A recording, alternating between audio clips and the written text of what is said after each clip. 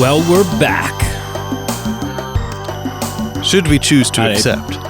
It just seemed epic. I don't know. It seemed like, it's Mission Impossible. It's like spies and stuff.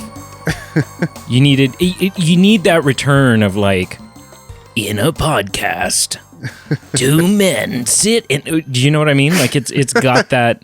Two men do what? I'm so confused. Sit and review a movie. It's got that it's got that old school Hollywood, like 90s, early 2000s movie theater voice. Oh yeah, which is gone. Trailers. I was thinking about trailers the other day, and that has really gone the way of the dodo. His name. So there's several people that did it. Okay.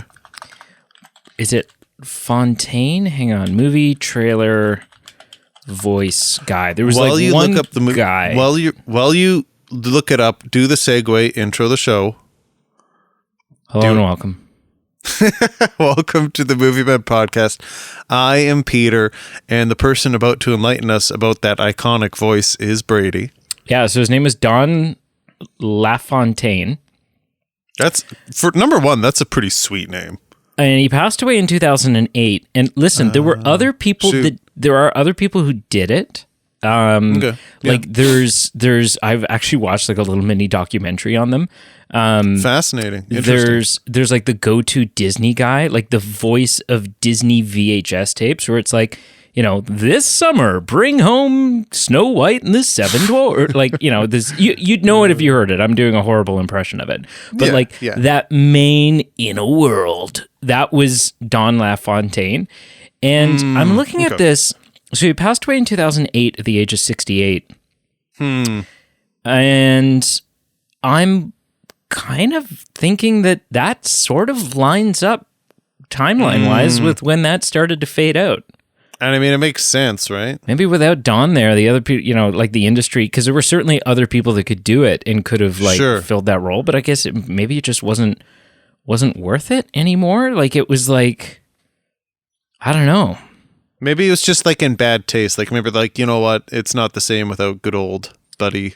He was known by three other names in Hollywood. He was known as the King of Movie Trailers. Okay. Thunderthroat. Okay. Which is fantastic. Yep. And the Voice of God, which also seems pretty spot on. That seems appropriate.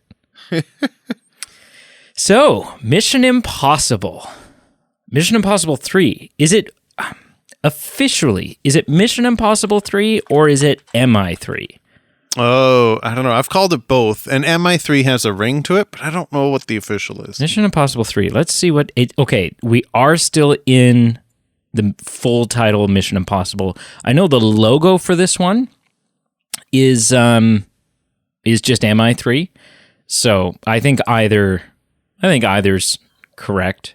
Either's correct. Okay. But this is the last Mission Impossible film with a numerical naming protocol. Right, which is confusing from a quickly referring to them perspective, but at least if you don't know the series real well, yeah.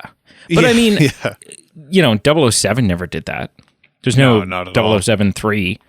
Whatever the hell that would be. I can't even... Thunderball or some crap. Thunderball, Goldfinger. Yeah, maybe it was Goldfinger. I don't know. But we're back. And we're ever steadfast in our journey to make it to having seen all of the Mission Impossible films. This is an interesting series for us because you're a big Tom Cruise-iate. I've really come... Now listen, I was on the fence before. I've really come around now. But I was recently chatting with friends of ours, like in passing, really briefly, where the maters like dropped and were like, "Oh, well, no one hates Tom Cruise more than Brady," and I was like, "Well, it's not quite true. Yeah, it's not quite true anymore. It's not that. It's not as much of a trope as it used to be of yours. It's not. Yeah, I would say I'm still not the biggest Tom Cruise fan. Like, I'm not a Tom Cruise fanboy. No. But I don't hate him anymore. Yeah. And I don't see where, like, I think I've kind of settled where I'm going to settle. I don't see me, I think I've seen enough of Tom Cruise that if I were to reach fanboy status, that would have happened by now, and it hasn't happened. So I think I'm just, Tom Cruise, sure, he's good. But this was an interesting series because you are a Tom Cruise fan, or have become one, and were pretty, as much as I was, ignorant to the Mission Impossible series. Like, you knew it existed, but you hadn't seen them. Yeah. Outside of, had you seen the first one prior to us doing this? I think I had seen the first one. Okay. Yeah, so had I. So we were both there, but we're in uncharted waters here. Are we ever? And we're moving forward because we've got Mission Impossible: Dead Reckoning Part 3, which Carl and I talked about recently on the news show, and I don't know if you've heard that episode yet. They were just recently doing the test screenings for Mission Impossible Dead Reckoning Part 1. Okay. And do you know where I'm going with this? I do. Continue. So it's not unusual that what gets test screened is not the final cut of the film. Right? They're going to go in, they're going to change a couple things based on the feedback they get from the test screening. Sure. Yep.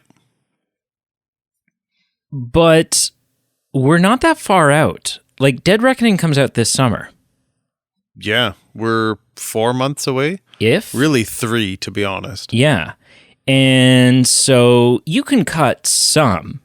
You can rearrange some sequences so that, like, okay, let's put a cut here and check back in with this side story that's happening because we need to check in with that sooner for audience retention, blah, blah, blah, blah, blah.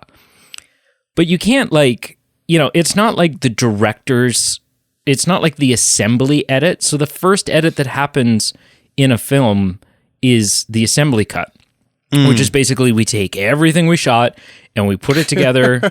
We basically, it's like we edit together a version that echoes the script exactly the way the script was written. Right. But there's two stages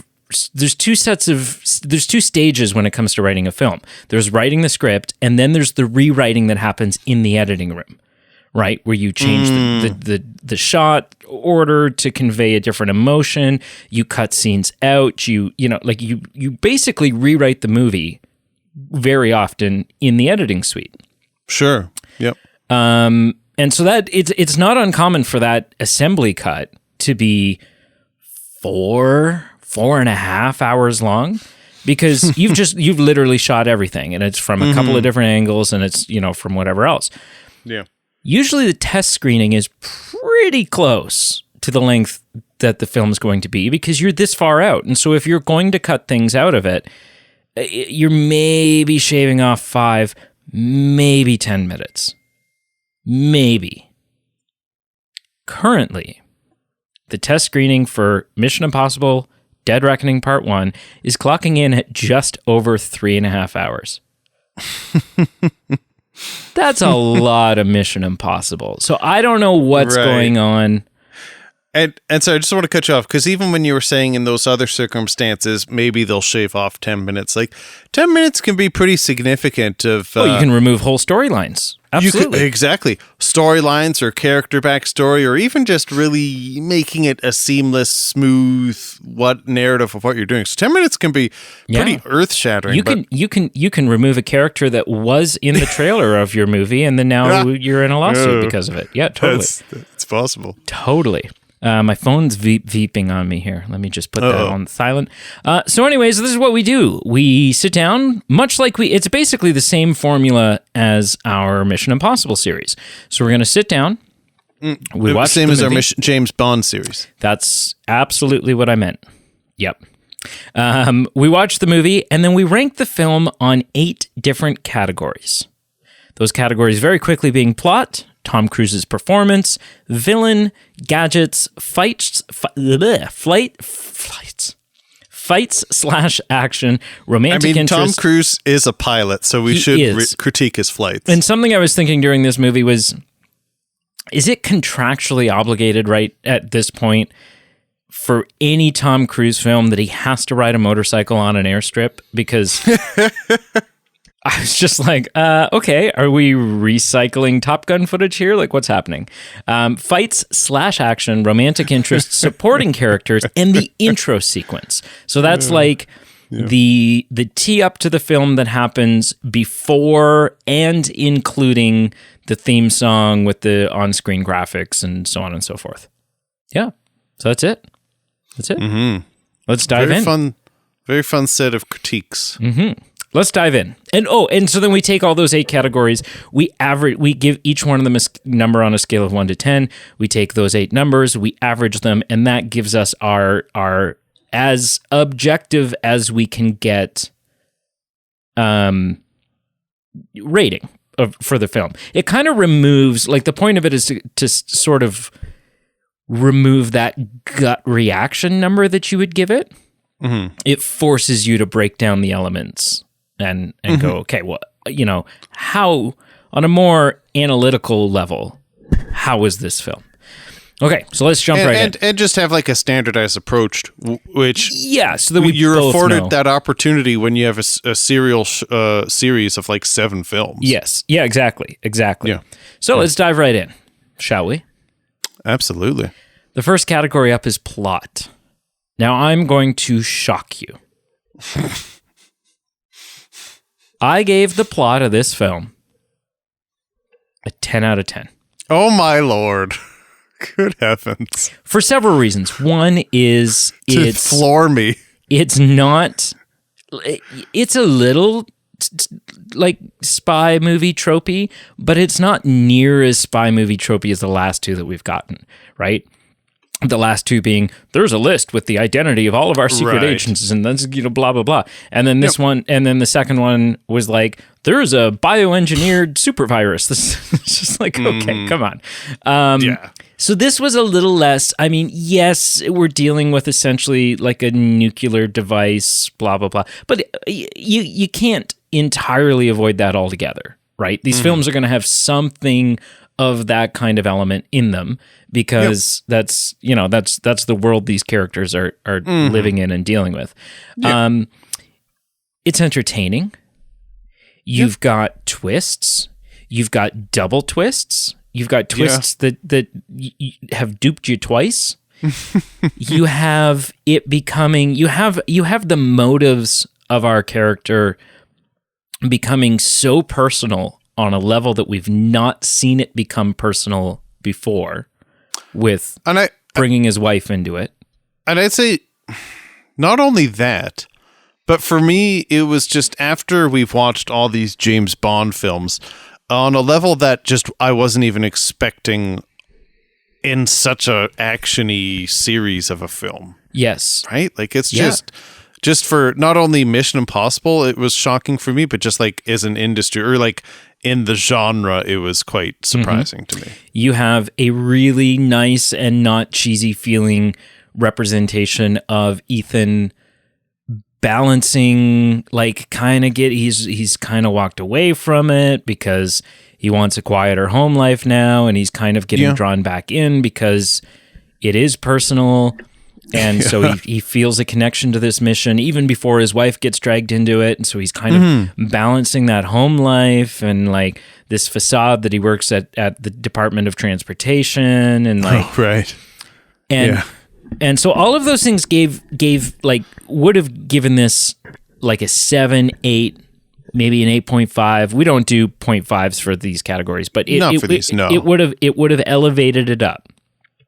What drove this home, what made this a 10 out of 10, was that for the very first time in any Mission Impossible film that we've watched up until this point, in any of the 007 films, even the easy to follow 007 films, this was the very first time watching a espionage spy movie where there was not a single line of dialogue, there was not a single plot point, There was not a single gesture that felt too steeped in the governmental espionage jargon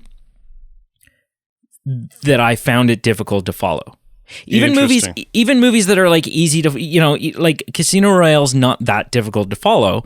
No. But there's still moments. There's still moments where you're like, oh, okay, that's some like super secret spy talk or whatever, or like I understand the stakes enough to follow along and be engaged and know what's happening.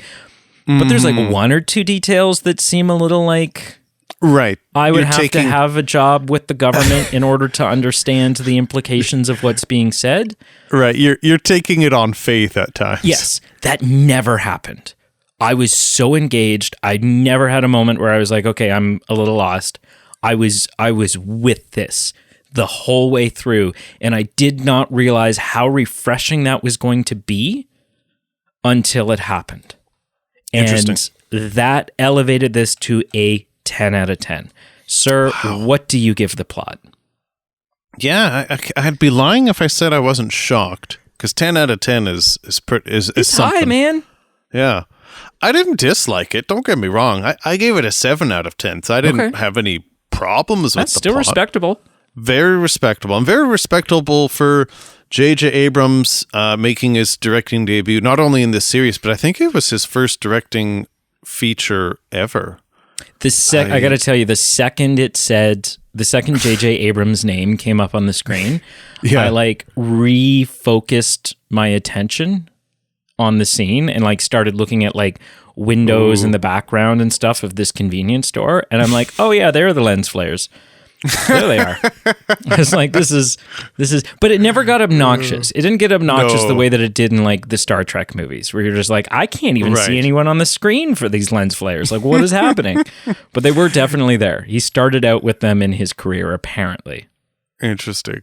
Well, and it's kind of interesting now. I'm just thinking about this now. Like, Mission Impossible has turned its way into an iconic franchise, but at this point, it's just number 3. So it's, it's still finding its legs, so to speak. It's had some success, obviously, to continue. So it's not like he's there to rejuvenate the series, but he's still putting his fingerprint on it. So he is. And he's not a nobody at this point. Like, at this point, we're already 2 years into Lost.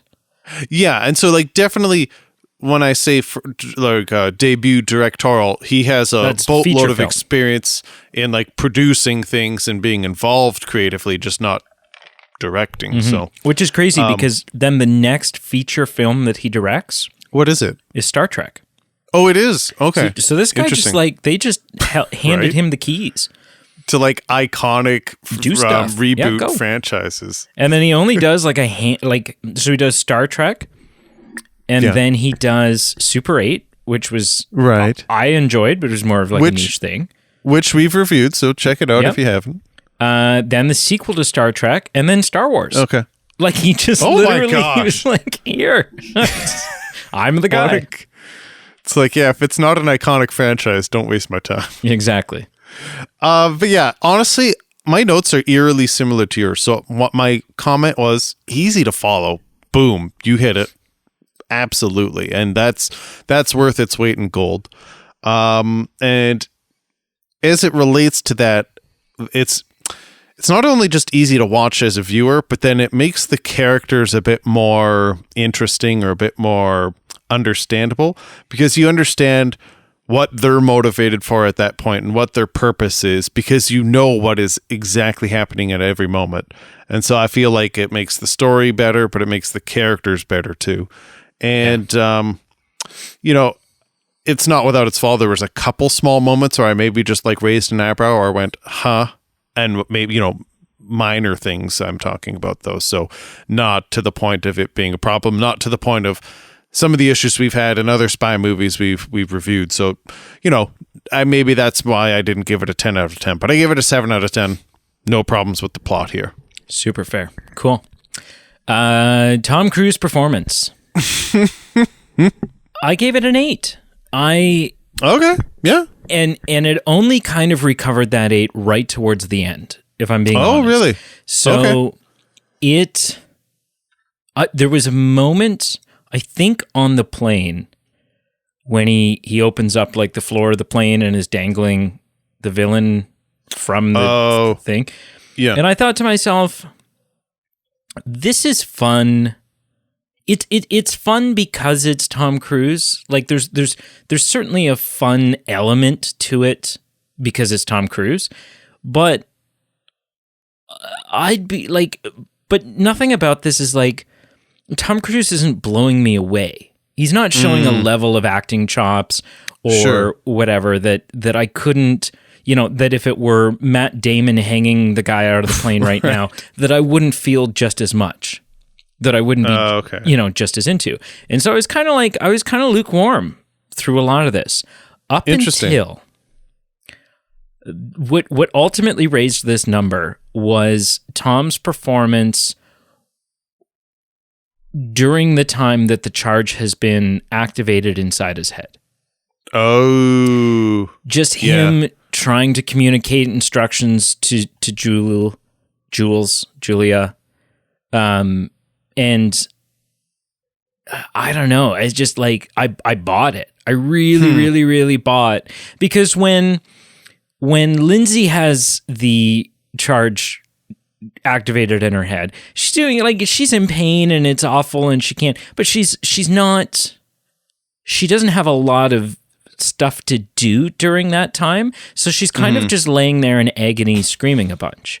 And so, but as Ethan had to, like, he had shit to get done. He had to, brief Julia on how to use this gun and what we were going to do with this breaker panel and what we were going to, and he's like, I don't know, I just bought it. I was just like, he's not just in pain. Something is like putting pressure on his brain right now. Like he's in bad shape. And so, I don't know, that elevated it for me. I still, I think it could have been just about anyone in this. Like, I don't think Tom Cruise brought something to this film in the same way that he brought something to like Top Gun Maverick. But it's fun. There is an element of fun because it's Tom Cruise. So 8 out of 10 for Tom Cruise performance. Interesting. And the one thing I'll add is just that scene specifically, I also want to raise attention to because I feel like, there's the mirroring, and when she has the microchip in her head, there's just so much going on that you don't need it to really come off the screen, right? Like they're all kind of running for their lives. Specifically, she's in mortal danger, but they're none of them are safe. And there's a helicopter like weaving through wind turbines, and like there's so much attention that so many things we're giving attention to. But when it's Tom Cruise's mirrored aspect of having that chip in his head, then it's just like literally that's the only thing happening, the focal thing happening. And the intensity that not only he has to bring in that scene, but like emotional intensity of just the direness of it. I think it's just, you're right, like that really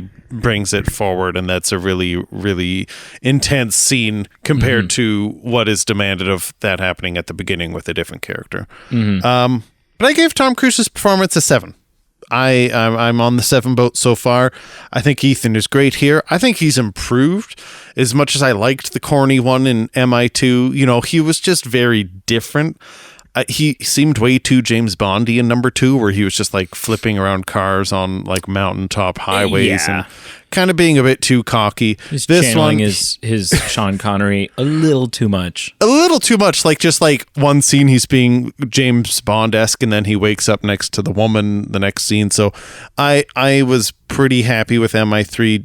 Tom Cruise felt he was just rounded, and again, he cares about his team. You can care about him as a person, and then him really having a romantic interest just makes you care deeper for him too. So 7 out of 10. Cool. All right. Next up, we have Villain. I gave this a 9. I mean, it's Philip Seymour Hoffman. Yep. Yeah. Instantly that elevated it a great deal. and was bittersweet. Like it's it's always great to see him. It's always a little sad to see him because of his untimely departure.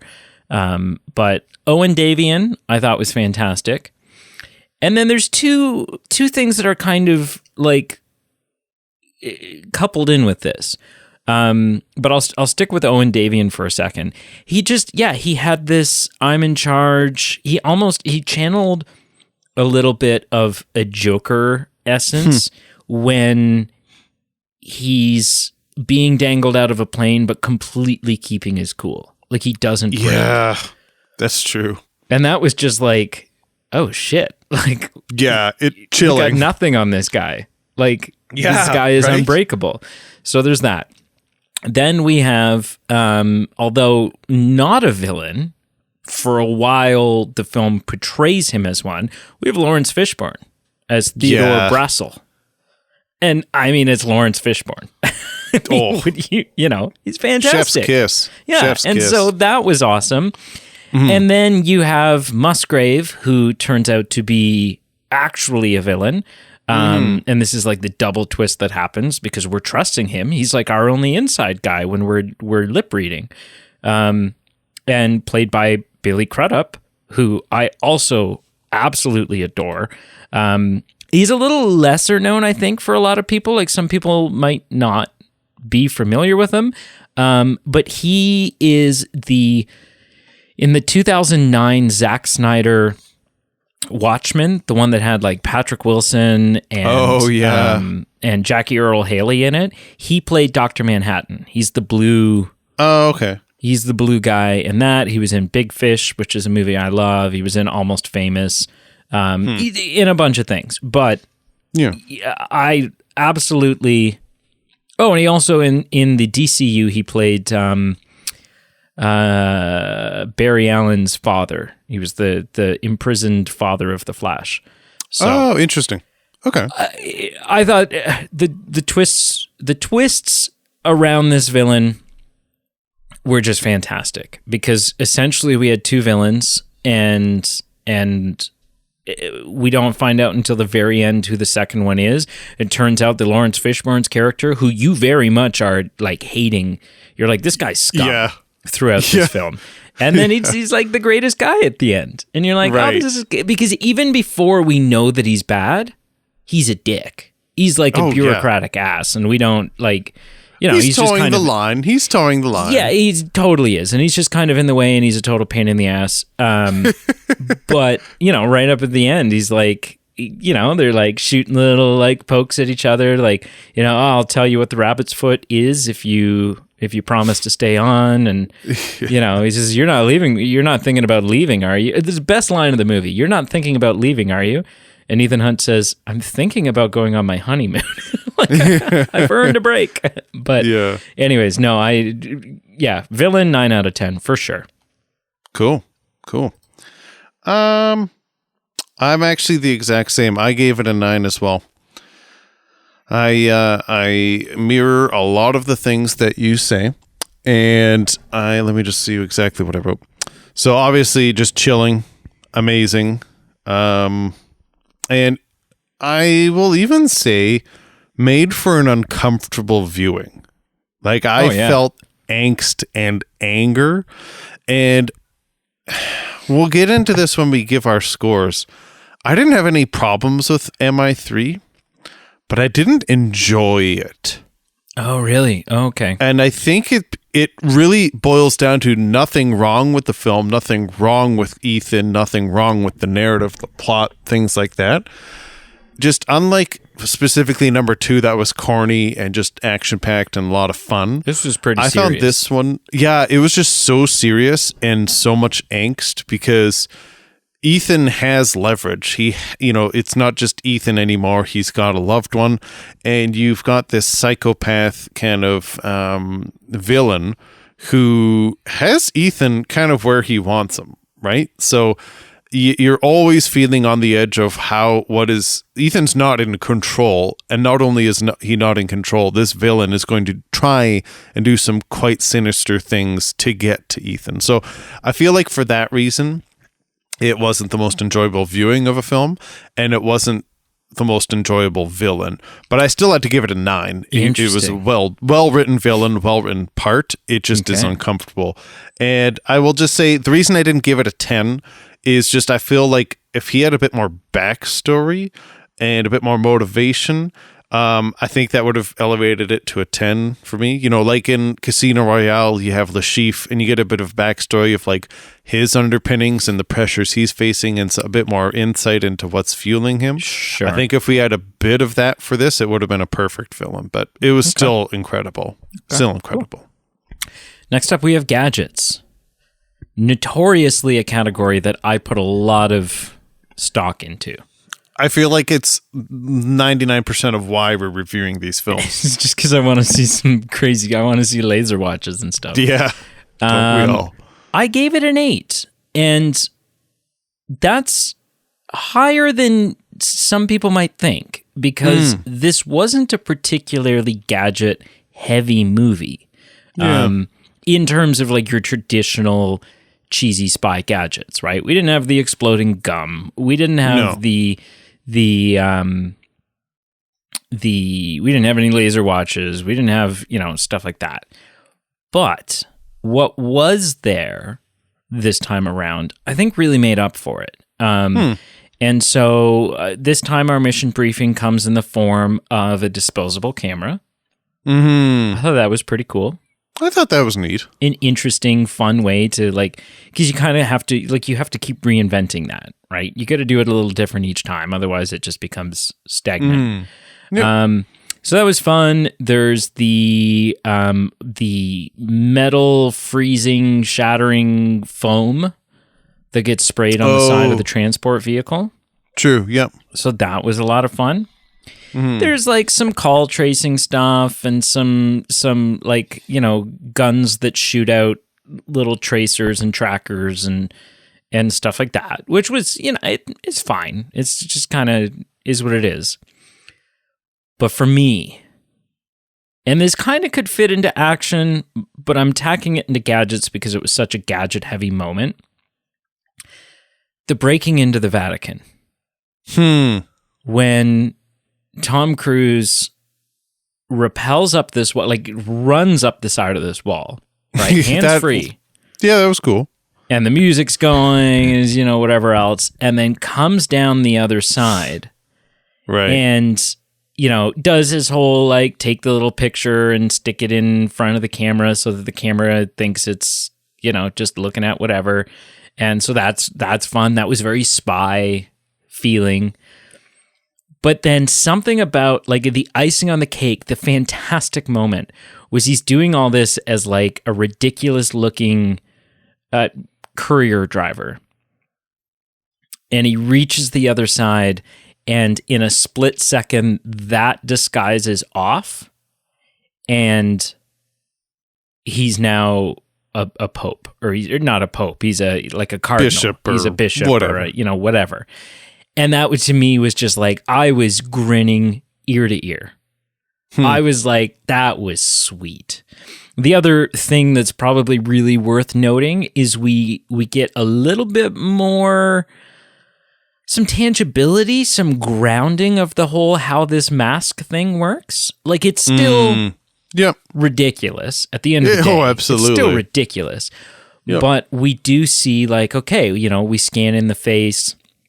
And then this thing kind of carves away at this material and then paints it to match so that it's got a translucent skin look to it and stuff. And so I thought that was all really cool. And although it was not seamless and it was a little tacky, I thoroughly enjoyed the editing that went into when the mask is going onto Ethan. And first the eyes become seamless and then the mouth becomes seamless. And then without there being a cut, now it's Philip Seymour Hoffman sitting there in that seat. And I was just oh, that was well done. That was bold. That was a bold thing to do because that could have totally not worked. And it's not seamless, but I think it worked. So 8 out of 10 for gadgets. And that whole sequence was fun. Just when so fun in the bathroom and they do the swap, and it was just fun with as it's involved with the gadgets, like you said, but just the editing and the cutting and the excitement and everything that's going on with waiting for the voice print to upload to the voice changer. Yeah, that was cool. I was the polar opposite. I gave it a 2 out of 10. Whoa!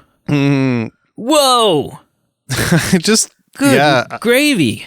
Yeah, nothing the gadgets laid down in this film I was really that ecstatic about. Really? Okay, I mean, all right. In quotes, I've got the vascular ID confirmed. And I was like, all right, cool. Like I guess this is a thing.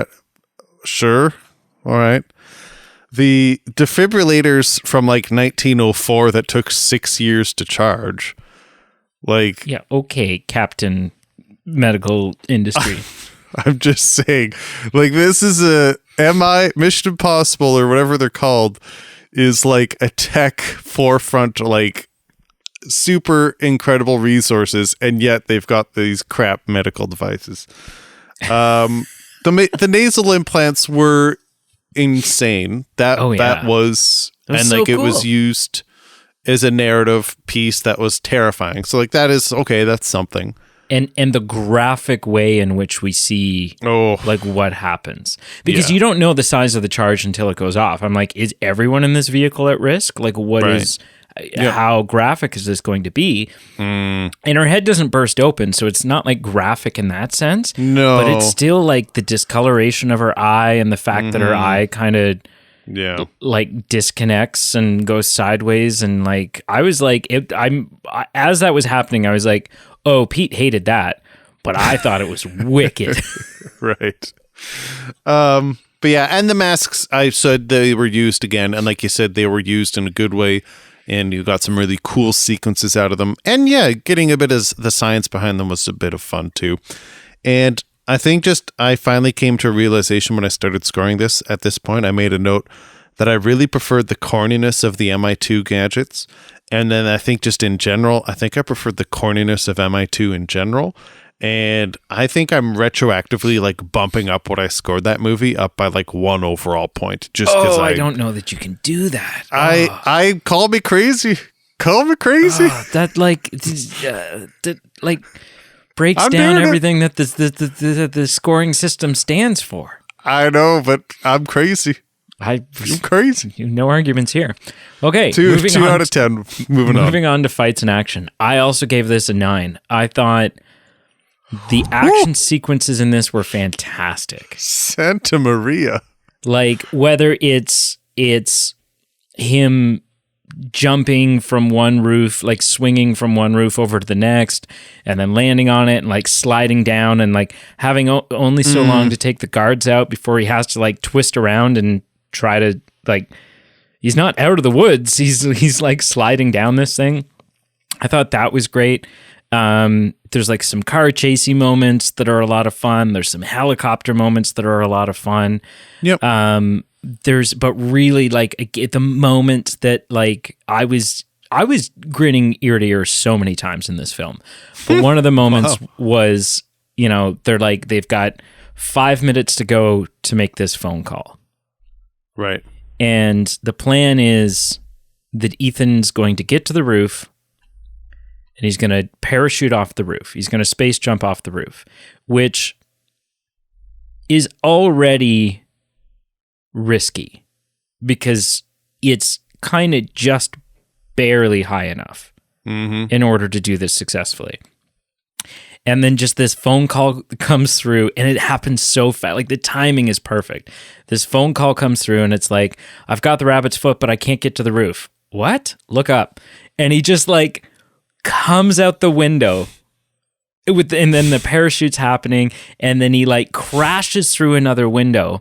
And I instantly knew, I predicted what was going to happen. The second he came through this window, I started chuckling and smiling because I knew, I was like, the parachute's still hanging out the window.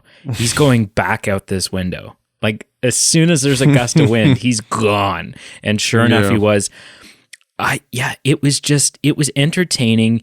And the note that I have is that this feels like, and I could be wrong, but this feels like the genesis of the Mission Impossible Tom Cruise doing his own ridiculous stunts thing. Because as I noted in Mission Impossible 2, there were like green screened moments that didn't make any sense to be green screened. He's like rappelling down an elevator shaft or whatever, and it's like, you know, there's an explosion behind him or something, but it looked terrible. It looked truly awful. Whereas nothing in this felt green screened. It was like, that's actually Tom Cruise doing it, or it's a Tom Cruise lookalike, but someone actually just jumped off that building to swing over to the other one. And yeah, so for me, that was exciting. This is the first Mission Impossible movie where I really felt the level of action. Yeah. Interesting. I think I wonder if I'll be having a pattern here where I'm this MI2 apologist, but I will remind you, MI2 did have the opening rock face scene where he, like John Woo, wanted to have like nets out and things, and like Tom Cruise was like, no way, Jose. Yeah. And also it looked fake, but it was apparently real, where the villain like shoved a knife in Tom Cruise's like eye space and was like millimeters from his eye, and they had like the knife tied to a screen. So like there were some moments where like I think the Tom Cruise intense stunts was starting to bleed through, but maybe we're really coming into full form. I think this is where we're full Monty now. Sure. I gave Fights in Action a number 2. What? I found I gave Fights in Action a 2 out of 10. I found them really pedestrian. I really did. Yeah, it's all shit you've done before. I found it, in a word, unremarkable. I don't know. Wow. I will say I would say 2 things that were good, and maybe they were worth a point each, and that's why I got 2 out of 10. And actually it's coincidental because teaser to our upcoming, in the near future, Patreon episode, where we're going to be talking about many things about movie stars, one of them being Tom Cruise. But coincidentally, Carl made fun of Tom Cruise's running and said he ran funny. And I will say that this long, uncut sequence of Tom Cruise running, that was very good. I will say good. No problems with that as far as Fights in Action. Because that was great. He's like running 11 out of 10 for 3/4 of a mile. Like the longer it went on, it didn't become, you'd think, oh, it just kept going, and then it kind of got ridiculous. No, it kept going, and the longer it went, the more I was like, yes, run. Like it was wicked. It was. I will admit that was pretty good. And the other thing, the car coming, this one I didn't actually think it was that cool till I thought about it. But the whole car coming within inches of hitting Ethan was intense, and it was brief. Yeah. But just thinking about the coordination and the choreography of like falling perfectly, stopping the car perfectly, and getting the camera angle perfectly, and all those things that would have had to been really practiced and coerced just to get this one instantaneous moment. And it was just a split second scene in the film. But after looking at it and watching it again on YouTube a couple times, I'm like, okay, that was actually more intense than I think I gave it credit for. So there were a couple good scenes, but overall the action was just a 2 out of 10. 2 out of 10, okay. Romantic interest. I gave it an 8. I think Michelle Monaghan is great in this. I'm so glad that Julia doesn't die, because I want more. I want more of this dynamic. And I think not only is she great in it, not only does she really play off the role well of, so I'm kind of wondering, like, why are we in China? Like, she's just like doing her best, right? She's doing her best not to like jump the shark here and be like, okay, I need all the details right now. Like those I need you to trust me scenes were amazing. And she's a total badass with that gun. Like, I mean, the guy's definitely dead. She had 2 clips and killed 2 guys. So hopefully that's all that was coming, because she was out of bullets. But no, she was a lot of fun. And I think there's something to be said for a love interest for our action hero who is also a spouse, because it's not just the guy, like happens in so many 007 films, like has happened in previous Mission Impossible films. It's no longer just you're not just threatening the girl that he's sleeping with. You're not just like hurting his chances of a booty call.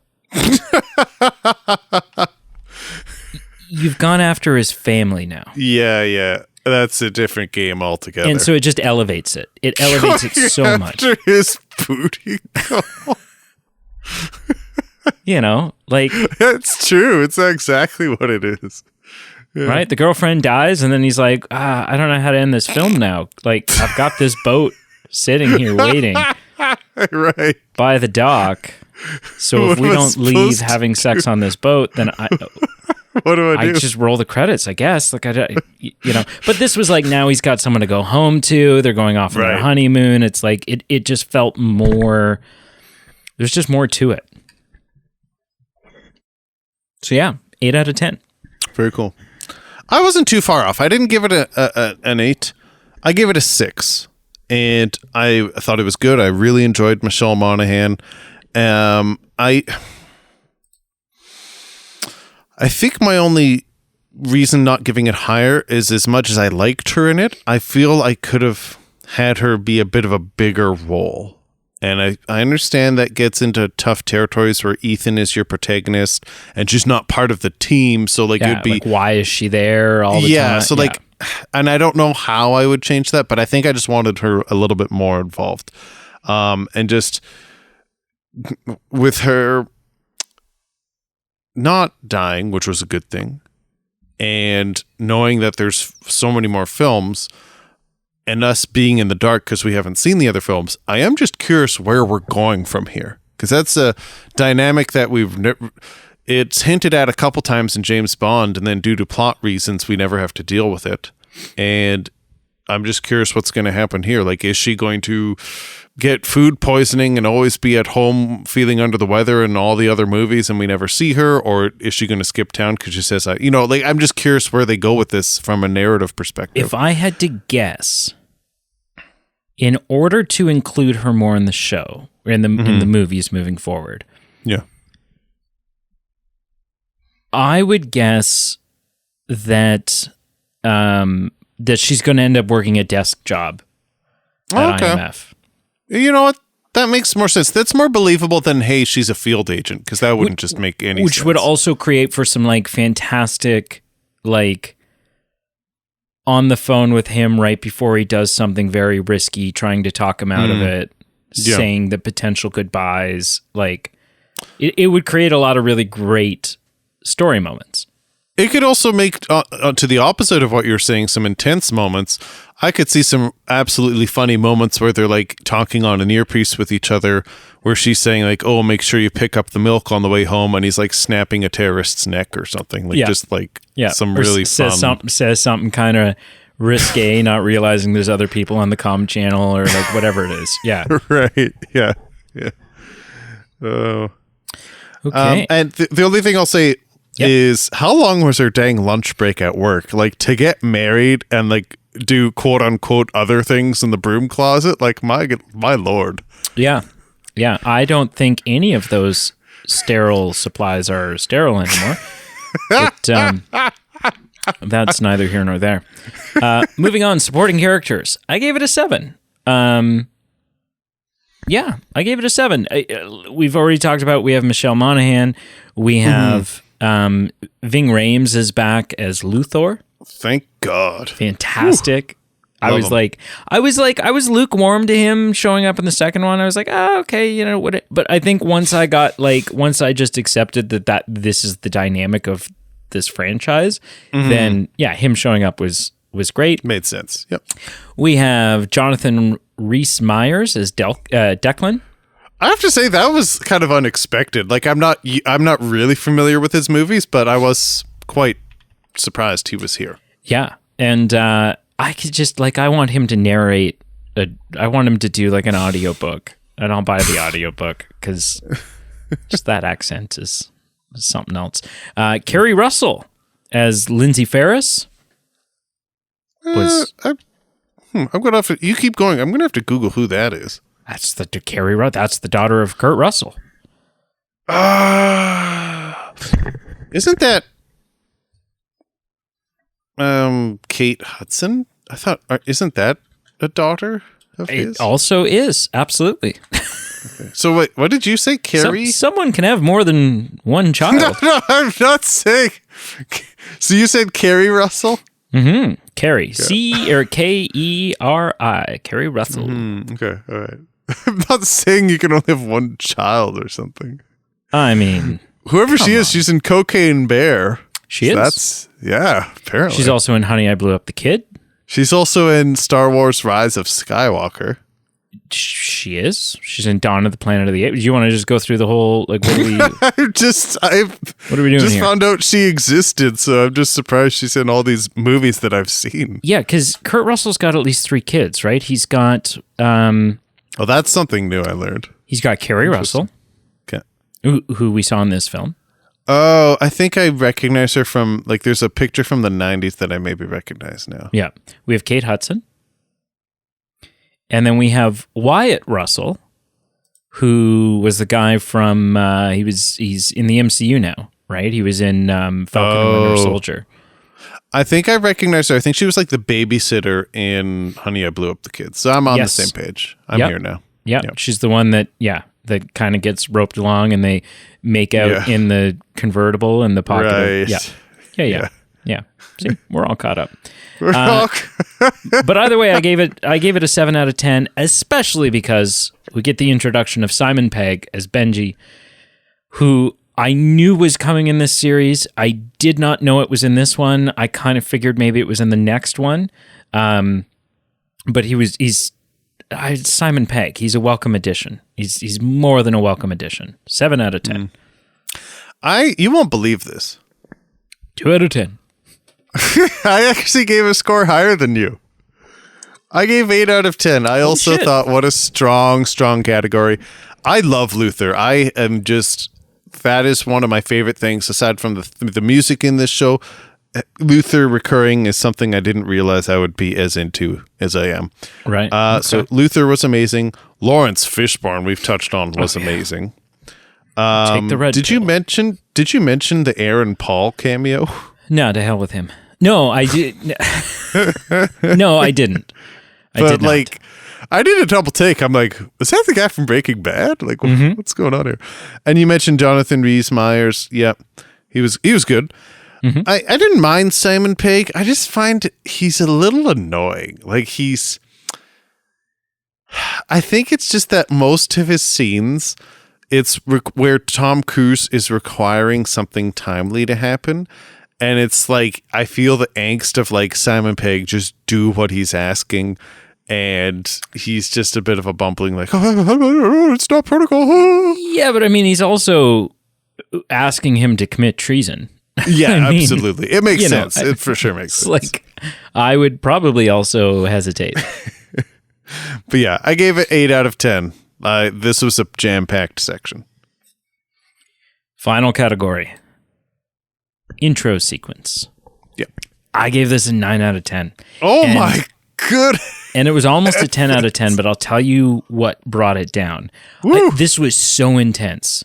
Like, this intro sequence happens just with like, they show us essentially a moment from the climax of the film at the beginning, right? True. It's Ethan and who he believes to be Julia sitting in the chair, and Ethan's got the charge in his head, and Philip Seymour Hoffman is going to count to 10. Mm-hmm. And if he doesn't have the device, and Ethan's like, what are you talking about? I gave you the device. I'm not even bluffing. Like, I genuinely don't know. I don't know what you mean. I don't know what you want. Yeah. And he's like holding the gun to her, and he's counting, and Ethan's like freaking out. He gets to 5, and Ethan like lets out a burst of like, he starts shaking and screaming, and like, because he's so panicked, the anxiety has just overcome him. And then he reaches 6, and Philip Seymour Hoffman shoots this girl in the knee. And it's so intense. It's so intense. And Tom Cruise starts crying, like, please, like, don't do this. He's like tearing up. He's a mess. And then we hear 10 and the screen cuts to black and we hear the gunshot and it's like, and so like this happened and I almost needed to like pause the movie and take a breather because it was like, wow. What brought it down from a 10? Up until that moment, it was a 10. Yeah. Okay. What brought it down from a 10 was they still not near as bad as they did in the second one, but they still tried to get a little funky with the theme song. Oh, yeah. And literally only for like the first 3 seconds, just during that like intro to the song. And then I thought it like got back on track and it was the Mission Impossible theme song that we all know and love. But there was still just that, like, it wasn't that like piano thing happening that we all know as being the intro to the Mission Impossible theme song. And so that brought it down. Down. And I was happy to see that the song stayed the way it should other than that. But I was just like, oh, like, way to just, like, you had me right at the moment. You had me right. I was about to explode all over the walls with how great this was.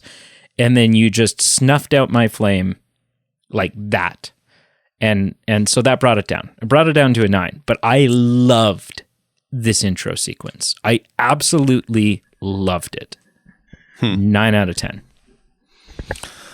I gave a third of what you gave. I gave a 3 out of 10. Oh my God. Oh, but this is like the best part of the movie. Now let me clarify. I think I really based what my ranking was heavily on the music. That really dragged it down. So I'm not talking, I agree, the intensity was great. Going, who is she? Why does Tom Cruise care so much about her? And then getting into the story, like that was okay. No problems there. Just, we do get the MI theme returning, and it's somewhat of a normal rendition. But then, like you said, it just is off by like a touch, and it just, for me, ruins it because you've got something perfect. Stick with it. Don't reinvent the wheel. And what it came down to was, in James Bond movies, as crappy as some of them are, some of the opening music sequences where you've got a different song and you really look forward to it and get into it, that's a moment. That's an event, or at least part of the movie. And with this, when you kind of skew over and blow over the one thing that you've got that you don't need to reinvent, like you could just play the same clip over and over again and I'd be there for it. That is what underwhelms me a bit. And that's why I was really hard on this scoring segment. So I will say it was better than the MI2 soundtrack overall. I was fine that we weren't leaning on the heavy 2000s rock scene Metallica vibe anymore. Like that just wasn't doing it for me in MI2. I wonder if they got backlash. I hope so, because it was bad in MI2. But it still didn't have a great pulsing theme moment or a climax, or like in the climax or action moments, there wasn't like a duh, duh, duh, duh that stood out to me that I really enjoyed. Maybe it was there and I missed it, but like I just really want them to lean into the theme a bit more, and that didn't quite happen for me. So that's why I was really hard on this.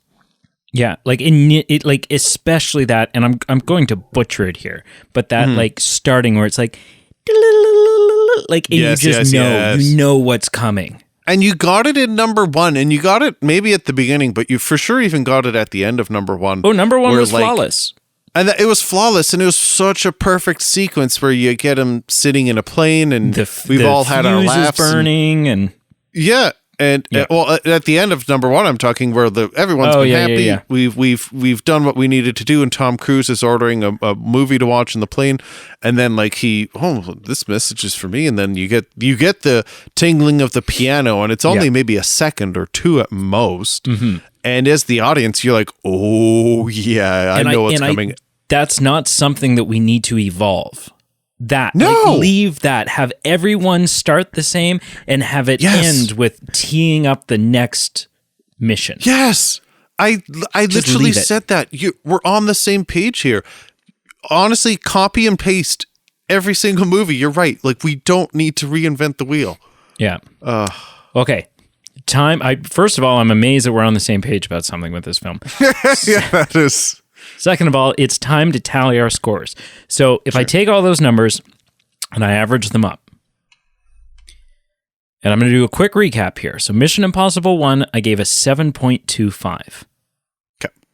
Mission Impossible 2, I gave a 5, which was rounded up from, like, I round to the nearest 0.25, right? So it was, I think it was like 4.8 something, but it's a 5. Mission Impossible 3 got an 8.5.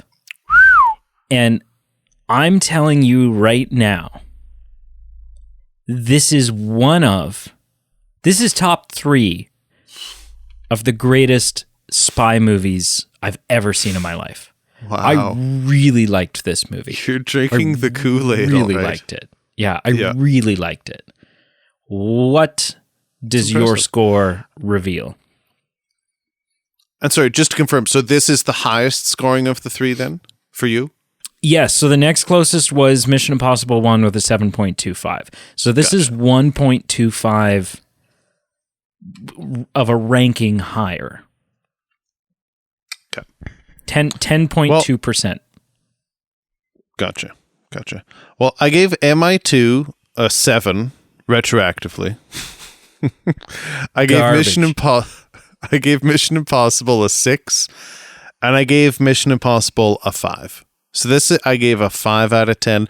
It's kind of, I averaged it, or I altered it a little bit. It was like 5 point something. So like I very minorly rounded down to the 5 to just make it a nice even number. Yeah. But a 5 out of 10. So listen, that hurts. And like I said, I don't have real big problems with it. I think if I had to summarize it in one thing, I think just the uncomfortableness of the intensity of the villain and how I never felt comfortable viewing this maybe hurt it for me. And I think if it was just a bit more action heavy or a little bit more easy to watch, I think I maybe would have enjoyed it more. So regardless, it's not bad. As much as I was ripping on aspects of it while we reviewed it, it's right down the middle, but it's definitely not the best for me. And it's the third of the 3 so far. I will always remember Mission Impossible 3 as the film that gave Tom Cruise a much needed haircut. That we can agree. As much as I loved MI2, the long hair was garbage. Just a bit much. Looks so stupid. All right, sir, very quickly, what'd you watch this week? Oh, that's a good question. Let me get that out. I do have a couple things I will add. Okay. I've got the little list here. Let me just pop it out. All right. So, I think... Oh, yeah, okay. The next thing... Okay. I watched a 2022 film starring Nicolas Cage called The Unbearable Weight of Massive Talent. And I gave it a 5 out of 10. You know, it really didn't hold up as much as I think I was wanting it to. It's fun though. It's self-aware in a really fun way. Listen, I'm not here to say it's bad. It's a 5 out of 10. I will just say I had fun with the references. You're right, it's self-aware. I think I could have had more fun with it. I think there could have just, as wild as this is, I feel like they could have leaned into it even more. And that may have increased my enjoyment and increased my score. But as it was, I was a little bit underwhelmed with it. Not bad, funny to watch, but I think I had higher hopes for it. Okay. I watched another 2022 film called Uncharted with obviously our friend Tom Holland and Mark Wahlberg, who I didn't realize was siblings to one of the members of New Kids on the Block. That was news to me. Yeah. And Antonio Banderas, who is not related to anyone from New Kids on the Block. And I gave Uncharted a 6 out of 10. You know what? I had low expectations for this. That's kind of what you need. Listen, I'm not here to talk about. We've actually, okay, there's a couple things to unpack here. Yes, low expectations. Yes, I wasn't expecting much. Yes, we've watched the 15-minute YouTube short Uncharted, directed and produced and created by Alan Ungar, who we'll check it out, our episodes. We've interviewed him talking about Bandit. Really well done, really impressive little project. And so we joked when we talked to him, saying, we feel that yours was the superior Uncharted movie, and it was a good line. But all I'll say is, this one, I had low expectations. Will I watch it again? I'm not sure. Did I regret watching it? I don't think so. I think I was just in the right headspace where I just wanted a light adventure movie where I get some bright landscapes, I get some funny, witty lines, I get which it does. And, I didn't need anything more than that. I wasn't expecting, the intensity and the narrative and the flow that was in MI3. The things that we said were good about that action movie were not in Uncharted. They're just different movies, and if you go in with lower expectations, I had a lot of fun with Uncharted. So if you're just wanting a light adventure movie, it was more entertaining than I thought it would be. So I gave that a 6 out of 10. Okay. And then the only thing that I watched, this is on my app of list of things, but this is quite old, and I think I just skipped over this.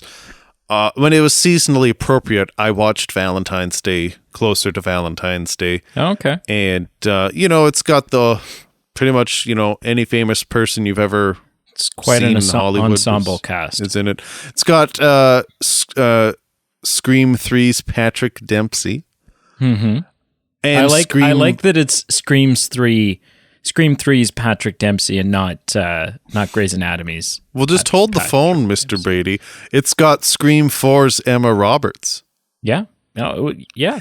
And it's got Scream 7's Taylor Swift. Quite possibly. I just made that up. The Scream franchise is the litmus test. We don't know that. Yeah. Anyway, I gave it a 5 out of 10. It's just a silly, funny movie. Hadn't quite aged as well as I thought it was, so it's not as funny as I remember it. And as a rom-com, it's not that I was holding it to very high standards, but right down the middle, tolerable. There's not a whole lot of Valentine's Day specific movies. I guess there's a lot of romantic movies, but 5 out of 10. Nothing special, but it's got a star-studded cast, so you get some fun and you get some things afforded to that when you've got so many famous people all collaborating there. So, What did you watch this week?